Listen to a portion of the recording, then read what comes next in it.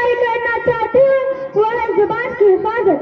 زبان ہمارے جسم کا ایک ایسا حصہ جو بظاہر تو انتہائی چھوٹا معلوم ہوتا ہے مگر حقیقت میں اس ایک زبان سے انسان فلاح و کامرانی سے بھی امکنار ہو سکتا ہے اور تباہی و بربادی سے بھی دوچار ہو سکتا ہے. اسی زبان کے بدولت بکھرے رشتے جڑ جاتے ہیں اور اسی کے سبب آباد گھر ویران ہو جاتے ہیں.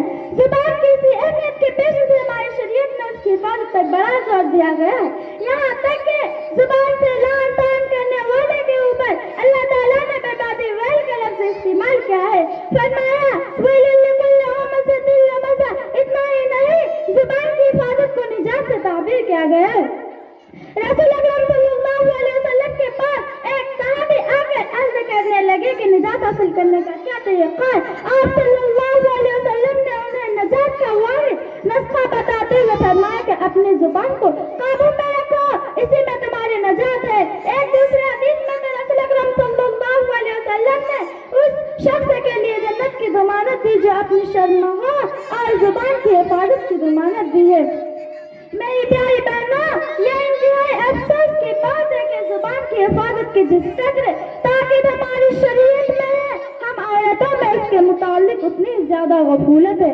سب سے زیادہ زبان درازی, چغلخوری, غیبت اور الزام تراشی میں عورت کا نام ہی آتا ہے.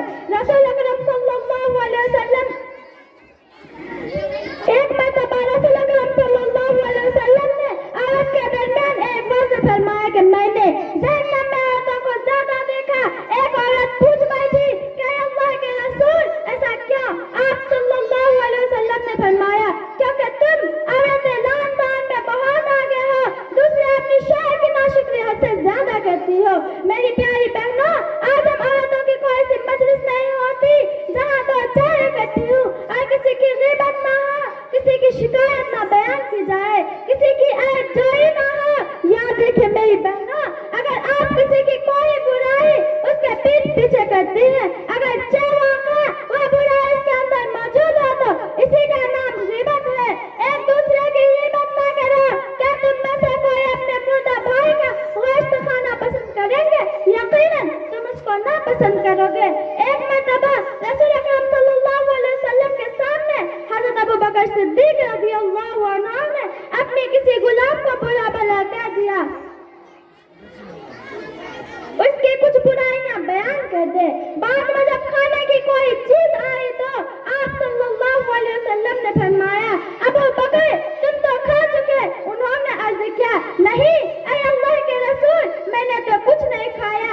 آپ صلی اللہ علیہ وسلم نے فرمایا کیا تم نے ابھی اپنے بھائی کا گوشت نہیں کھایا, اس کی غیبت نہیں کی؟ میری پیاری بہنوں, اس واقعے سے اندازہ لگائیں کہ غیبت کتنا خطرناک گناہ اور کتنی ہولناک برائی ہے. غیبت کے علاوہ زبان سے کی جانے والی ایک اور عام برائی ہے جھوٹ. جھوٹ بولنا آج کل ایک عام عادت ہے. ایک مرتبہ اللہ کے رسول صلی اللہ علیہ وسلم سے پوچھا گیا کیا مومن بخیل ہو سکتا ہے؟ آپ نے فرمایا ہاں. پوچھا گیا کیا مومن بزدل ہو سکتا ہے؟ آپ نے فرمایا ہاں. پوچھا گیا کیا مومن جھوٹا ہو سکتا ہے؟ آپ صلی اللہ علیہ وسلم نے فرمایا نہیں, مومن جھوٹا نہیں ہو سکتا. ایک حدیث میں اللہ کے رسول صلی اللہ علیہ وسلم نے جھوٹ کو جہنم کا راستہ دکھانے والا بتلایا ہے. یہی وجہ ہے کہ سارا مکہ آپ کو صادق و امین کے نام سے یاد کرتا تھا. اللہ تعالیٰ سے دعا کہ میں اپنی زبان کو جھوٹ اور دیگر برائیوں سے محفوظ رکھنے کی توفیق عطا فرما. آمین.